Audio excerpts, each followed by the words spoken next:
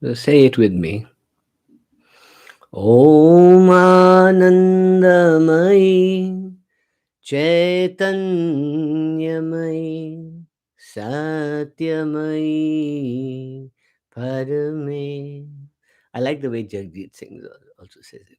Om Anandamai Chaitanyamai Satyamai Parame. Om Anandamai Chaitanyamai Satyamai Parame. Om Bliss Mother of the Universe. Om Truth Mother. Om Consciousness Mother of the Universe. Om Truth Mother, Ultimate Truth Mother. Om Ultimate Mother of the Universe. I call you. Om Anandamai Chaitanyamai Satyamai Parame. Anandamai Chaitanyamai Satyamai Parame. This was written by Sri Aurobindo in the 1920s. It's a beautiful, beautiful chant. Anandamai Chaitanyamai Satyamai Parame. Anandamai Chaitanyamai Satyamai Parame.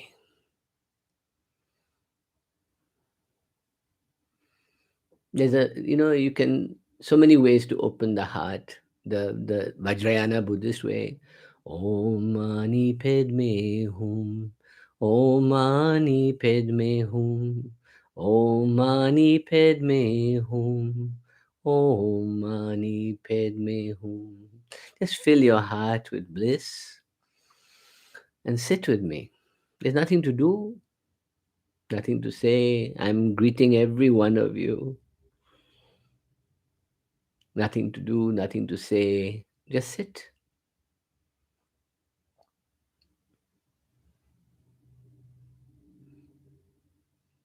Does the world ever stop moving? No. It keeps spinning forever and ever and ever, at least during our lives. It keeps spinning round the sun and on and on and on. Then the sun keeps spinning round the Milky Way, on and on and on. And in this world, we think the sun rises and the sun sets, but it's not. We are spinning round and round and round. And the world keeps spinning round and round and round. Plants are born every morning, reach out for the sun, and then by evening, many of them just die. So do insects. We humans are born, we live, and then we die. It's a continuous cycle, isn't it? Never stopping. And yet, in the here and now, we think we are trapped, we are caught, that this pain, this suffering will never pass. This chaos, this world that we're living in, this torture, this disharmony, hatred, all will never pass but it'll pass. This too shall pass. Everything has to live and die. So every idea has to live and die. Every thought has to live and die. Nothing is permanent. No, nothing is permanent. So when you look at your news channel or your newspaper or your anywhere you go and get your information from, one side these are the worst of times and the other side these are the best of times, and you don't know where you sit. Total chaos. Dermot saying hello on my behalf today. I'm just sitting here meditating. I get to get away with it today. I just sit and meditate today. Because if I don't meditate, then the one still point in me, which is my meditative mind, I can't nurture it. I can't light that fire. I can't share that light with the world. I can't do anything unless I'm still. And then I know I'm not really still, because my body is moving, my body is changing, the earth is spinning, everything is changing. But there's a part of me that can just observe from the stillness, right? There was a wonderful teachings that came out of Alexandria in the second and third century called Hermeticism. And Hermeticism were the philosophy of a previous Egyptian mystery school of thought, Thoth, that taught about the universe as a beautiful, perfect geometric construct, with the all mind, the mind behind everything, God being the architect of the universe. And we experience life through all the sacred geometries into our cellular structures, into our mathematics, into our art, into everything. So if everything, and what they felt and they saw in Hermeticism, and there was wonderful treatise written around that time in Alexandria. Hermeticism was declared heretical by the Christian church in the fourth century, 324. So it was condemned, and anybody who practiced Hermeticism was, that's why Hermeticism had to go into secrecy, and was revived in Europe through Templars and Rosicrucians and Masons and other people. But Hermeticism, there was a wonderful writing around that time called, well, the first book was called the Corpus Hermeticum, which was a book on the writings of Hermes Trismegistus, the other name for thought. And Hermes Trismegistus was this mysterious figure that brought knowledge and mathematics and ideas to humanity. And his name was Hermes Trismegistus, thrice great Hermes. Hermes was the Roman god of the messenger of God, the messenger to the humanity. And this teaching was condensed into a single tablet called the Emerald Tablet, which was beautiful, beautiful emerald tablet. And one of the greatest translations of it was by, of all people, Isaac Newton, who was also an alchemist and a hermeticist and the father of science and modern science as we know it. And Isaac Newton translated it, and he saw that.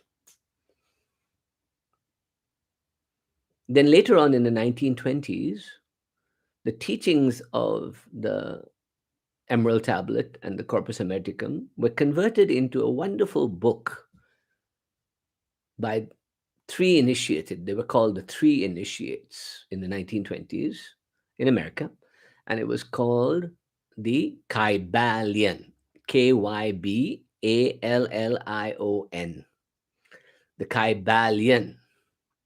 And the Kybalion was a beautiful book that laid out a very interesting interpretation of the Emerald Tablet and the thoughts of Hermes Trismegistus. It said that there were 7 natural laws, 7 Hermetic principles.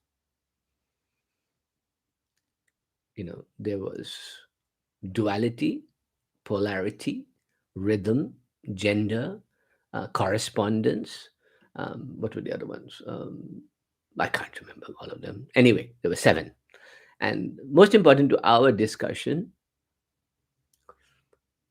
so we as kind of explorers from Tantra and Vedanta and other Eastern philosophies, Vajrayana Buddhism, understand correspondence, because correspondence means, the wonderful phrase means, as above, so below, and as below, so above.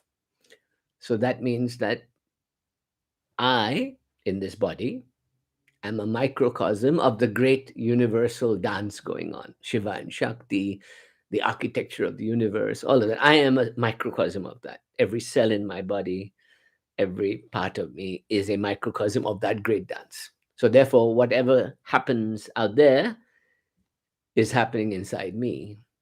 And whatever happens in me projects and happens out there. I am the architect of the universe. Really, I am the architect. Then the second one, that beautiful, and the art of correspondence is about finding alignment with the cosmic dance. How do I find alignment? So if I am in the middle of chaos, let's say war, climate change, gender politics, political chaos, economic madness, crazy prices, feeling broke and bankrupt, whatever I'm feeling, whatever is going through this dance that's going on around me, the first step in the Hermetic Principle is to sit in the middle and correspond, to create an alignment between you and the cosmic dance.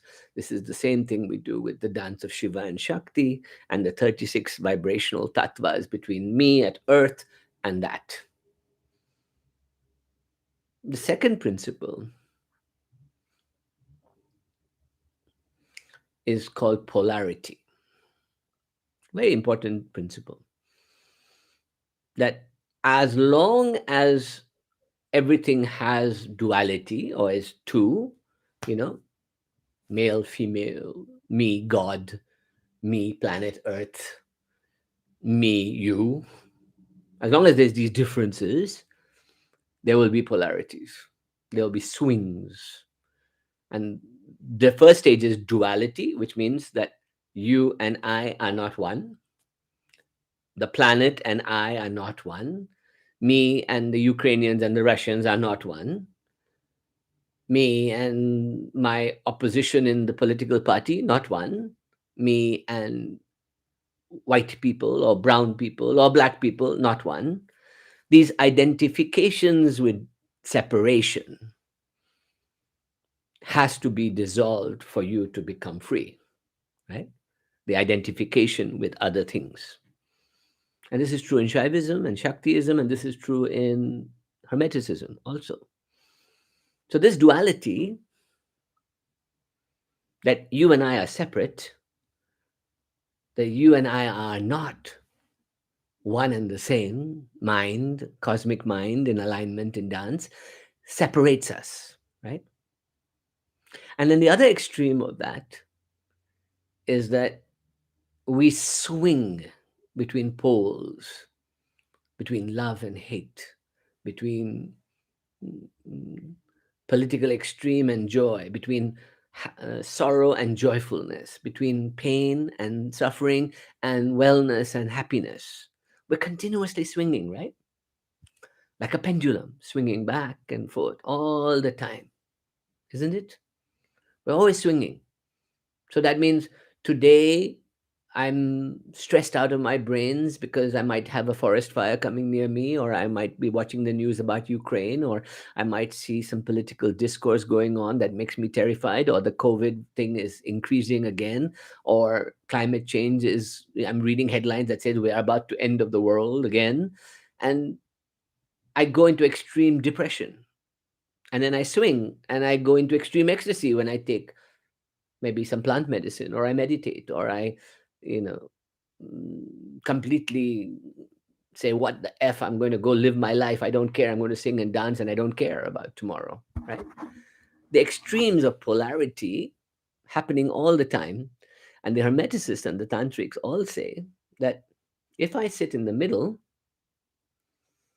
then the pendulum can't swing that much between the extremes of poles. I can see it swinging to extreme happiness or to extreme misery. I can see it swinging to hatred or love. I can see it swinging all the time, the swinging going on, right?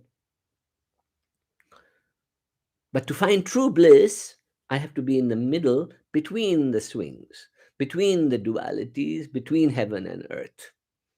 See the correspondence issue? Duality.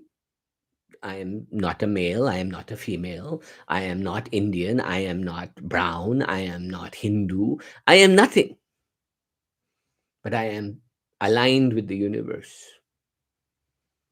And then I am not Democrat or Republican, Tory or Labor, I'm not radical or anti radical, I'm not vax or anti vax, I'm not any duality or any polarity.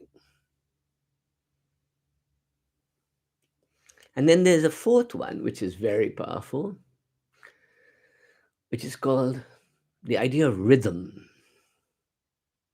And rhythm is like the tides that come and go, right? The tides come and go. And what happens when the tides come and go? Water comes in, water goes out. There's a rhythm to it. The, the moon rises and tides rise. The moon sets and tides come back. The sun rises in the morning, the sun sets. There's a rhythm to the pulse of life. I breathe in, I breathe out. My heart beats, and then it stops, and then it beats again, and then it beats. I'm alive. Things are always in rhythm. And what that also means in esoteric terms is that if today things are good, by God, things are going to be bad tomorrow. You will suffer. Just when everything is going well for you, somebody will get cancer. You will suffer. Your contracts will fail. Your employment will end. You will have to be drawn into a conflict with your family. Who knows what will come? Just when you think everything is beautiful and hunky dory, bam, Kali comes. This is the duality of Kali and Lakshmi, right? They're the same, Kali and Lakshmi, just two faces of the same mask. Lakshmi is the full moon and Kali is the new moon. It's like a duality, right? And it's a rhythm. There's a continuous rhythm between the moon and the sun, the moon and the sun. And the sun is in my left brain and the moon is in my right brain. It's on my right side, it's on my left side. So the sun and moon have to find alignment in me too. So I am in the middle watching the sun and the moon, but not being drawn into them. So I see the rhythms of life that if I am happy today, the chances are that soon I will face challenges and be unhappy. If I am well and fit and healthy today, tomorrow disease will come. Something will come causing me to suffer.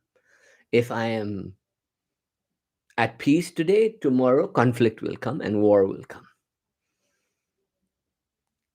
So, this concept is the principle of the Hermetic principles and the principles of Tantra is that the true enlightened awakened one is one who rides the wave in the middle of all these dualities, polarities, and heaven and earth.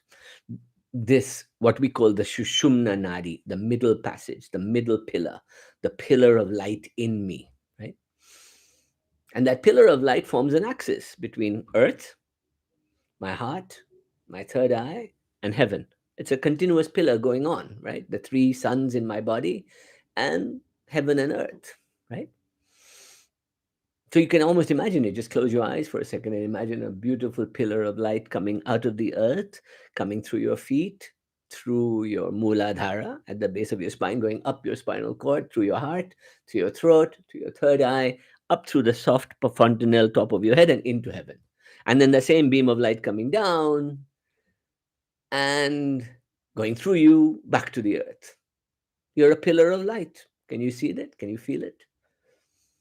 So if you are the pillar of light, then all these dualities, all these polarities, all these heaven and earth, and all these separations that, you know, I am Hindu, I am brown, I am Indian, I am this, I am that, I am male, I am female, all these identities begin to dissolve. Isn't that wonderful? The I, which you hear about in spiritual blah blah blah blah blah. You must subsume your ego. You must crush the I. What the F does that mean? How do I crush my own ego? I can't wake up in the morning without my ego. So what the F, man? I don't want to do that. So the tantric says, the Shiva Shakti says, and by the way, the pillar of light is the symbol of Shiva. the cosmic Shiva, that is the beam of light that comes down to Arunachala, the mountain in South India, or Meru, or Kailash. The beam comes, and the beam transmutes into a linga and becomes a Jyoti linga, a Shiva linga. So when you see a linga, it is neither a penis nor a seed alone. It is a beam of universal light becoming form. And it has to sit on a yoni. So the Shiva linga sits on a yoni. That means male, female dualities all transcended. This is the mudra for linga mudra. Yoni, linga. Right? So for me to ride this journey, I have to become this. And where do I become this? In my belly. Then the pillar of light forms in everywhere. So the linga mudra is a Manipura chakra. You push it into your belly and you breathe 3 times in and breathe it out. So do this mudra, push it into your belly and do it with me. 3 breaths in, breathe out with your nose.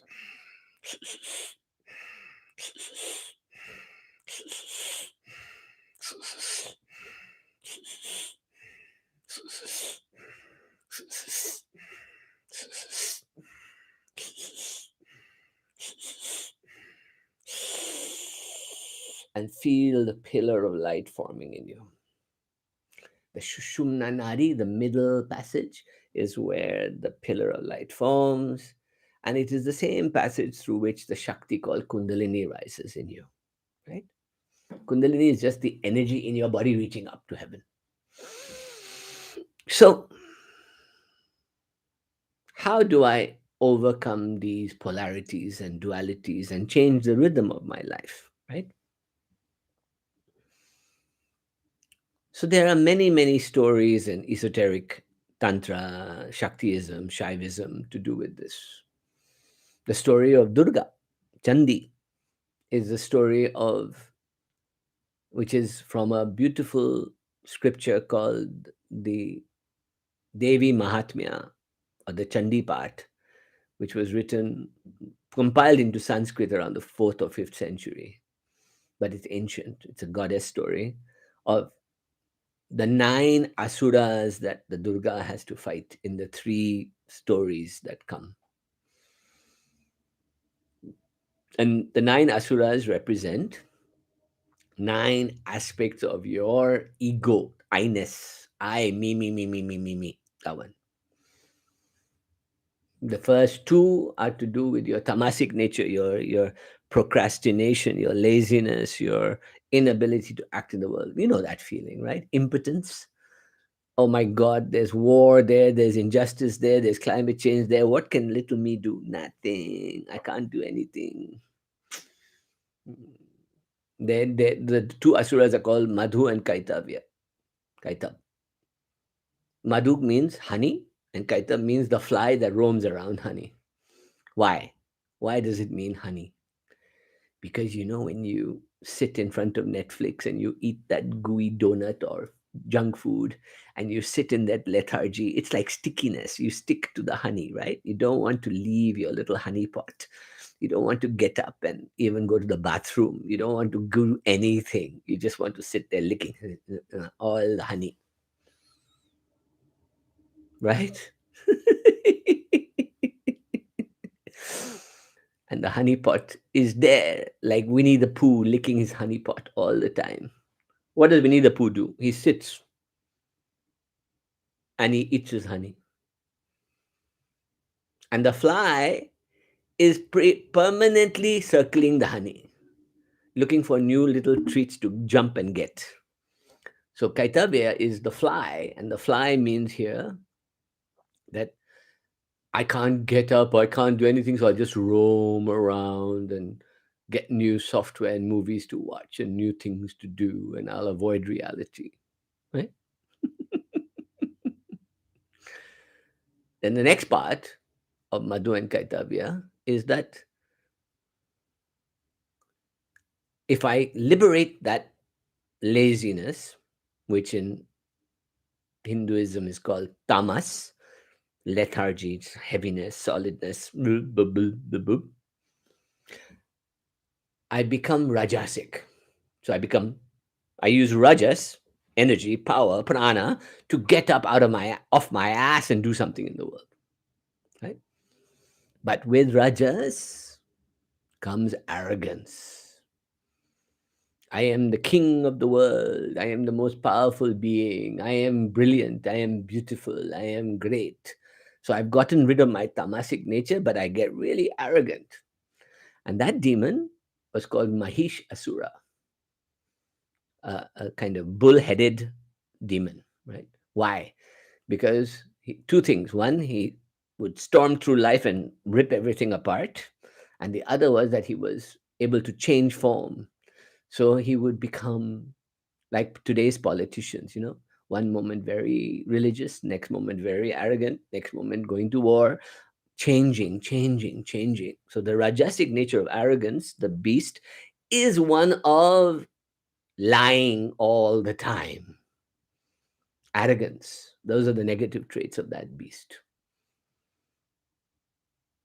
And then the Devi Mahatmya leaves five asuras and six asuras for the tamas, the sattvic state, the higher states of consciousness, the mind, the states of mind. And these are where Kali comes into being, to destroy them all. Saraswati becomes Kali. So the first one is killed by Kali, Mahakali, as Mahamaya, Narayani. You know that beautiful mantra? Sarvamangala Mangale, Shive Sarvata Sadike, Saranye Trambake Gauri, Narayani Namaste. We are playing to Narayani to please wake up Vishnu so he can destroy the two lethargic sides of me. So my consciousness, Vishnu, Krishna, is sleeping. I need Makali to come wake him up so that my consciousness can destroy my laziness. Then I go deeper. Then it goes deeper. And I go to Mahishasura. And Mahishasura is destroyed by Mahalakshmi, the container and keeper and bringer of bliss, abundance, immortality into the world. That means she will give you everything you want, but don't go arrogant. So you pray to Mahalakshmi, Om Shrim Rim Shrim Kamale Kamlale Prasida Prasida Shrim Rim Shrim Om Mahalakshmi Namaha. And she'll give you everything you want by just shreeming, shreem, shreem, shreem. But don't let arrogance come and take it over. Then the next part, when we come to the throat and up, so we come to the heart, we come to the throat, we're dealing with Mahasaraswati, Gauri, Parvati, the highest forms of the mother, Maheshwari, Adi Shakti. Durga becomes all of those mothers. And Durga then manifests from her third eye, Kali, to destroy all those egos. So we have Rakta Bija, we have Chamundaye, we have so many Kalis that come, right? Chamundaye is very interesting, rose up from your belly button, and Chamundaye is a composite of Mahasaraswati, Mahalakshmi, and Mahakali mixed together. Cham, and her mantra is Aim Hrim Klim Chamundaye Viche. Aim Hrim Klim Chamundaye Viche. See, Durga. Aim Hrim Klim Chamundaye Viche. She vanquishes the demons in you, particularly two demons, two ego aspects of your nature, Chanda and Munda. Chanda is the chattering brain at the top of your head, jabba, jabba, jabba, jabba, non-stop monkey chatter. Shut up. Cut off the head. And Munda is the body, the reptilian brain, the headless body, always trying to do something, always trying to eat, to reproduce, to have sugar, to do something, has to be busy. Cut off the navel. And then all you're left with is the heart. Chamundaye. Then Rakta Bija kills the monster. And Rakta Bija. Kali Rakta Bija is the destroyer of Rakta Bija. Rakta Bija is the repeating bad habits that I keep doing. So I keep saying to myself, oh, I'm so miserable. I can't do anything. I can't get out of bed. I can't go to work. I can't do anything. That, and then I say, no, no, no. I'm right. I'm right. I'm right. Every time you say you're right, you repeat yourself over and over again. So Kali has to come and cut your head off and collect the blood of your repetition in a bowl so that you stop replicating that thought over and over again. And then it keeps going. Sumba and Nisumba, they are destroyed by the ego of arrogance. You know, when you think you know better than everybody else, destroy that too. So, what does Durga do once a year? She comes in those 9 days and cleans up these 9 egos and destroys them all completely. So, you're clean again. And this is the principle of the middle passage of the Hermetic principle, that if I can remove these polarities, these dualities, these things that tie me down, right? Then I can become awake. And then I can do the right thing in the world that will be needed. So the principle here is that if I can wake up in the middle passage of my spinal cord, and there are very nice, simple tools you can do. Like, for example, observe happiness and joy, right? And misery. So, if misery is on the left hand side of your being in a spectrum, and happiness and bliss on the right side, and you are in the middle, everything falls into that spectrum at some level, right? So, hearing negative news, the war in Ukraine makes me feel very sad, right? And angry and impotent. But hearing that somebody is fighting back or countering the demonic aggression or doing something good, I feel hopeful and happy, right? But if I'm in the middle, then I know that this too will pass. And yes, many may die. Today they announced, for example, that 6 million people worldwide have died from COVID, and nearly 1 million in the United States alone. And that's the official number. The unofficial number is more like 15, 20 million around the world, particularly in India and China, where the numbers were not correctly reported, and Brazil. So, if that is the case, we've just seen a genocide caused by a virus. And then within that genocide, we saw polarities, we saw dualities. We saw vaxxing versus anti vaxxing, masking versus anti masking, freedom versus lack of freedom. How many things came up just by one virus? How many things came up?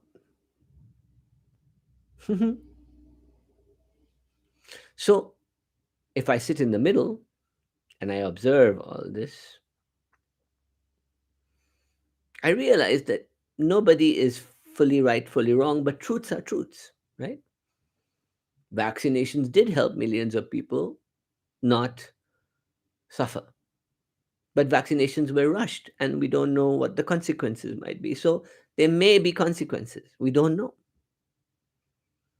And then there's the stuff that's completely way out. We see no indications that there were tampering or technological breakthroughs going on that were being used against humanity in any way. We don't see that. We see benefit. The same thing we see with masking. We saw that people who wore masks had less chance of catching COVID. And people who insisted on being unmasked or fighting it, higher ratio of getting COVID. It happened. It didn't stop good people with masks on from getting COVID who were vaccinated also, but it was less impactful. We see the same thing with politics. It has become a political issue to stand on one side or the other. We see it in the New Age community. It has become a wellness issue to stay on one side or the other. How many polarities and dualities we're seeing. So, for you to really look at it, is to pull back from all the polarities and dualities to the middle and see it from your higher state of consciousness.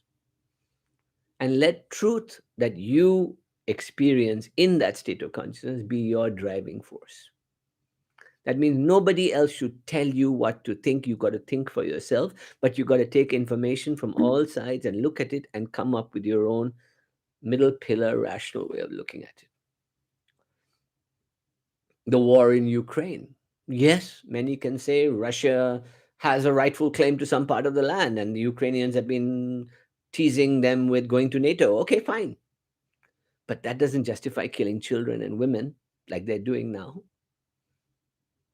So something is very wrong there. And yes, we don't want Russians to die or Ukrainians to die. But if we sit in the middle, we see pain and suffering should not happen. Nobody should die. Nobody should fear nuclear war. Nobody should fear anything. And then we look at climate change, and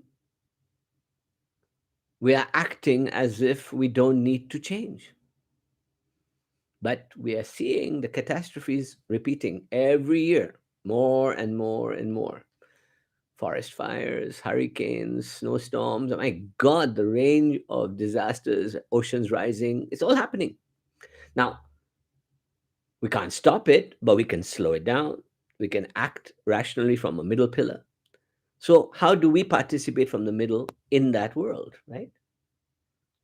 Do I give up everything I believe in? That's extreme. Do I ignore it completely? That's extreme. I can't, right? So, the middle pillar of the Hermetic principle is to every moment in your life put together a measurement. Where is this in the spectrum of what I'm seeing? Where does it fall if I sit in the middle pillar of consciousness? And then how do I act in the way so that people suffer the least, people progress the most, and people get health and benefit and wisdom from this? And that should be my only job, right? To be a light shining in the world of wisdom, intelligence, compassion, kindness, but progressive thinking. We've got to move forward. There is no way we can go backwards. We're nearly 7.5, nearly 8 billion people. We got to go forward before we eat the planet and then eat ourselves and just annihilate ourselves. So, unless reason, unless common sense, unless compassion become the driving motivation, we can't progress. This is the argument to go to the middle pillar. So, what I want you to practice, and I'm going to stop now and listen to some of your questions, is to practice returning over and over again to the middle. No matter how crazy the world seems, and the middle should be in your heart center, up and down, left and right, all in. It's called the rose qua. This is where I meet in the heart center. The ridhaya, the center of give and take. I want you to practice coming to your heart center and just chanting Shreem. Shreem, Shreem, Shreem, Shreem, Shreem, Shreem, Shreem, Shreem, Shreem, Shreem, Shreem, Shreem, Shreem.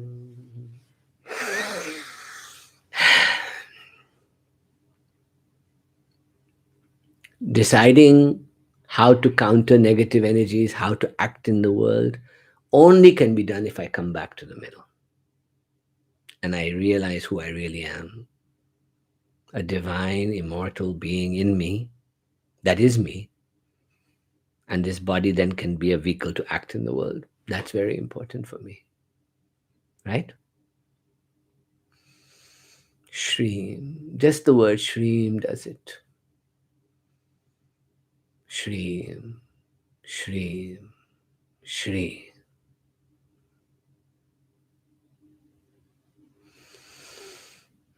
So the key then becomes I must be full of energy and life. I must withdraw into my center. I must light a fire in my belly. Aim Reem Kleem Chamundaya Viche. I must open my heart. I must see with my third eye as to what I'm meant to do in the pillar of light. Then I bring it into my heart and I sit with Shreem and I then act in the world. This is the way I've got to do it. So use that algorithm and see how it works for you, right? And choosing what to do could be as simple as being kind to your neighbor or your family or stopping fighting there. And it could go as far as becoming an activist and protesting the war or acting on behalf of people and doing something for the benefit of mankind. I leave that choice to you, but it's you that has to determine how to act. So I'm just giving you an algorithm to come into your center, find your bliss, find your compass, find your North Star, and then act. This is all I can provide, is to remind you to find your own North Star in yourself, right?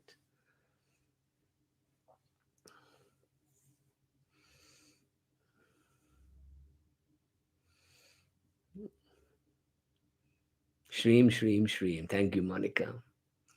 Monica is a dear student of mine, and let us all send healing energy to her because she is facing traumas and fears of disease and suffering. So let's send healing to her, that all her peace comes.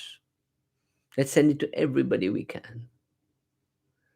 Turn on your heart light. I agree. Thank you, Margot. Willpower is Chamundaya mantra. Aim Reem Kleem Chamundaya Viche. Aim Reem Kleem Chamundaya Viche. Aim Reem Kleem Chamundaya Viche. Mm. Yes, Kritika. Thank you for liking my voice. How do I manifest seemingly impossible things in reality? You got to, first of all, see them, bring them into your body, surrender, and let go. And then let the magic happen.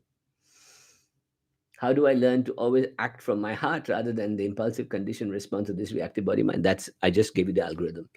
Energy, bring it in, tighten your earth, lighten a fire in your belly, go up, open your heart, see it in your third eye, bring the pillar of light, and then come down to your heart, and your heart will begin to open.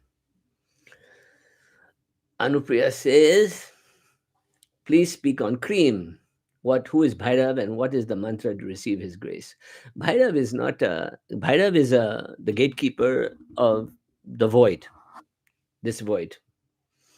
Bhairav is Shiva, a form of Shiva that is the gatekeeper at the end of life or at the gate to the void.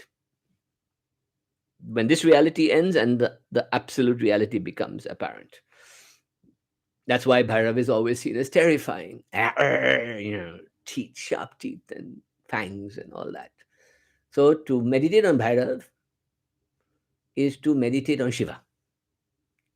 Om Reem Hom Namah Shivaya. And there are Bij mantras to Bhairav also, but meditating on the Shiva pillar in your body is meditating on Bhairav because it opens the door to the void. Mm. Love and light and hamburgers. Yum, yum, yum, yum. I like that.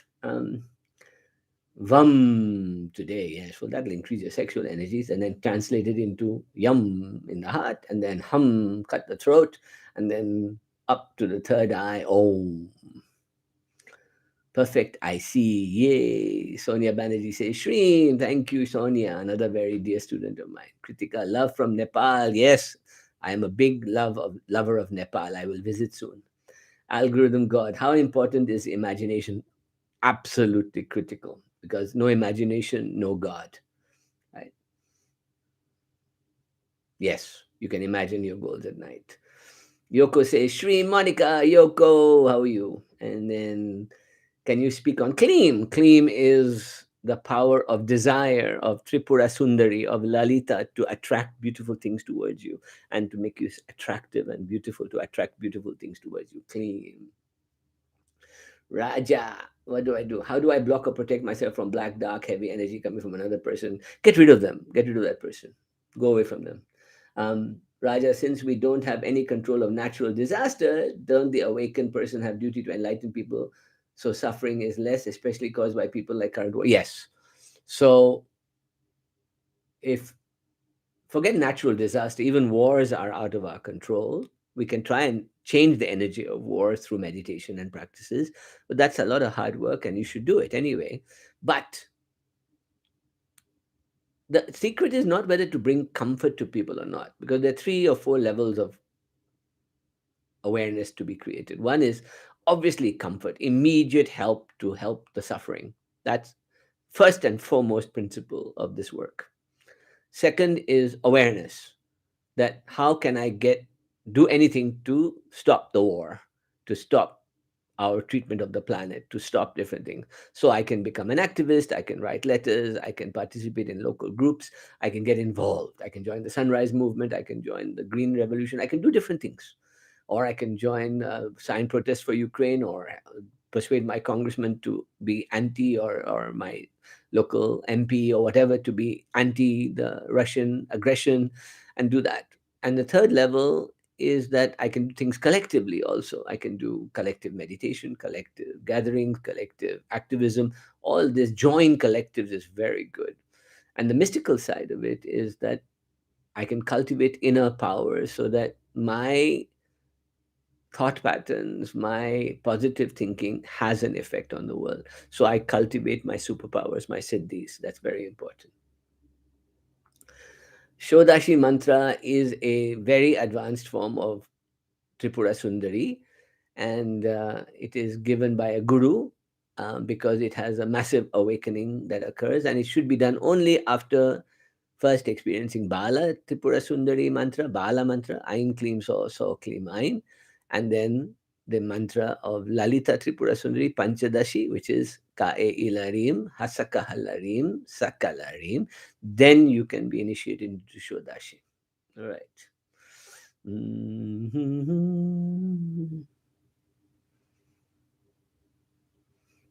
Thank you, Roland, for your beautiful thoughts. Thank you sincerely, brother, as you share the most powerful truth, past, present, and future.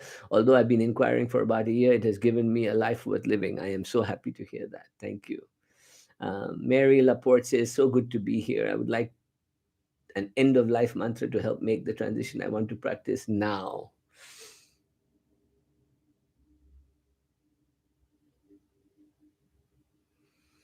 I think more important than an end of life mantra is an end of life awakening for you, Mary.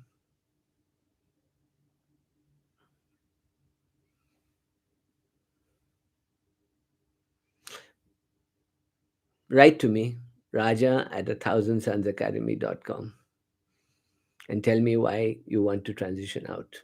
Is it age? Is it disease? What's going on? Tell me about that, and I will help you. Ayub says, what's your definition of the void? I read some misconceptions about it. Well, the void translation from Sanskrit or from Buddhism is shunya, right? It is also a state called turiya, the turiya state. And the void is a state of no space, no time, intelligence of the cosmic universe, which seems to be the place from which all things come and all things go back into. And that shunya, whether it is the shunya of Buddhism or the shunya of Parabrahman and Parashiva, Sadashiva, that state that Bhairav is the gatekeeper of, is the ultimate state before total transcendental disillusionment into complete nothingness. So, that last state where I am still an I and I am between all sensory, space, time, reality, and the absolute dissolution into the singularity, that's the void. Thank you. Raja, I'm about a year into my Kundalini awakening. Lately, my downloads have become extremely strong, and when I'm in deep meditation, sometimes I can't picture my face. Have you experienced this? Just your face, your whole body will disappear, but then you will rediscover it in new ways. Vibhakar Kumar, love to you too, brother. Avon Brown, love, love, love. Roland, blessings to all on the path. John Hilton, thank you for the answer. Can you also share some information on Paravidya as well? Paravidya is Adi Shakti, Aditi, the ultimate state of the Divine Mother. So you should meditate on her. The Bij mantra for Paravidya is Aham. Aham, Aham, Aham. Come and take some classes with me. I do teach this. So, for those of you who are interested in doing this further with me, take the Beach course that I teach. It's an on-demand 7-part course called the Kundalini Code. Dermot will write it in there, the Kundalini Code, and you can, in 7 classes, discover how to awaken the Shat Chakra Nirupana and the Thousand Suns.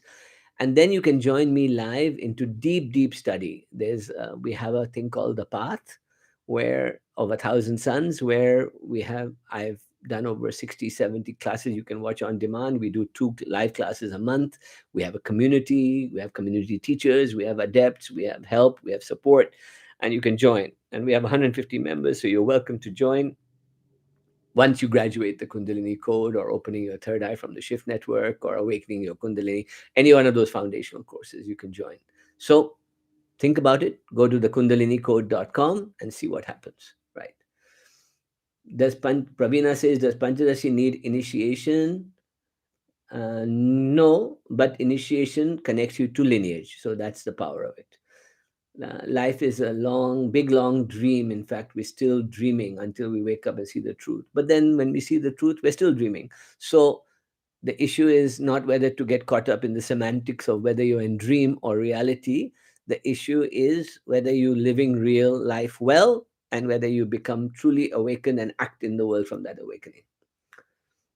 Jacqueline Anthony says, could you please shed some light on Mahashivratri celebration? It's already passed, but it is the new moon on which Shiva's beam of light comes into the world. I talked about it in the last class. So please go back to the previous class, the previous session I did a week ago, and you'll see it all there.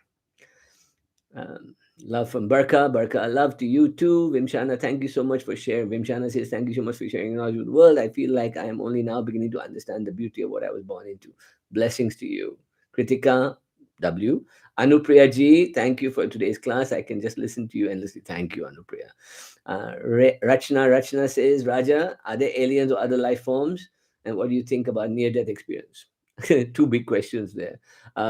Yes, there are aliens, but they are in an in-between world between my mind and superconsciousness. And whether there are aliens from other planets that come to visit us, that's a whole other dialogue. That's not, I don't have a point of view on that at all. But whether there are in-between intelligent beings we can experience in our minds through meditation, yes, absolutely. And near-death experience is the journey towards that transcendentalist state while you're still alive.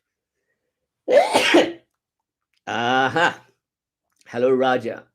Petra says, is it possible to have a visible third eye like a spot or mole? No. Um, Nantita Shankar says, I have been having an overactive third eye chakra. The area kind of goes.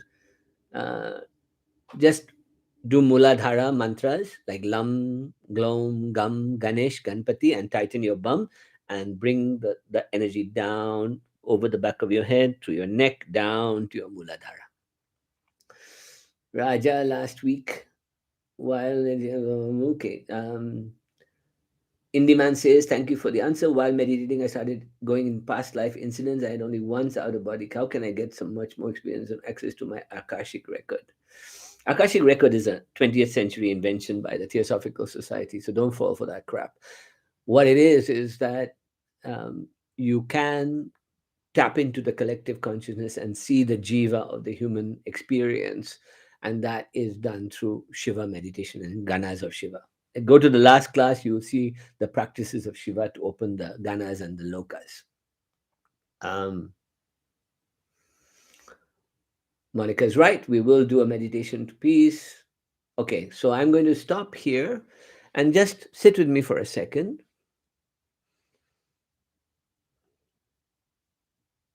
and steady yourself in the middle pillar. Become aware of your true power, that you are the universal mind, you are the blessing of the mind, and sit in the middle and just experience a blissful feeling in your heart, and then send out thoughts to anyone you want to bring peace to. Let us bring peace to the war in Ukraine so that Russia and Ukraine can find peace and stop fighting and stop killing innocent people. Let us end this now. Let us send out that vibration. Let us send vibrations to our mother, the planet, and say, Mother, we need to treat you better. We need to appreciate the interconnectedness of all life and to see that I can't live without the insects, the plants, nature. I can't live without any of them. So my arrogance has to stop and my connectedness has to be reborn. And let me find connection to you again, Mother. Let me find connection to send healing to all human beings that I love and my family around me. And let me send them my peace so that we don't fight, we don't argue, we don't do stupid things dividing us like politics or anger and being different cultural things. Let's stop all that. Let's stop all ethnic and hatred violence.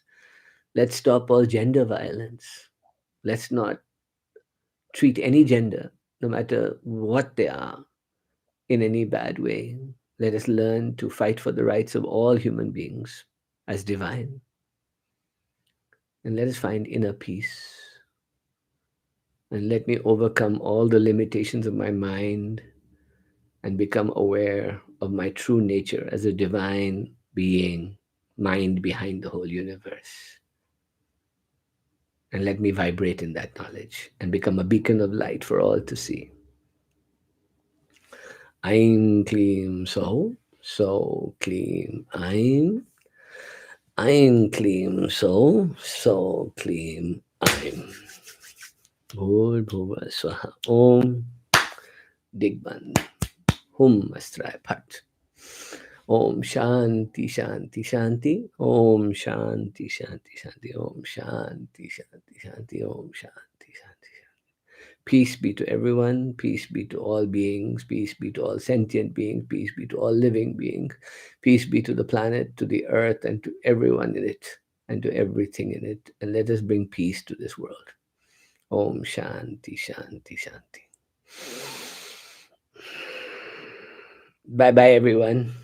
Love ya.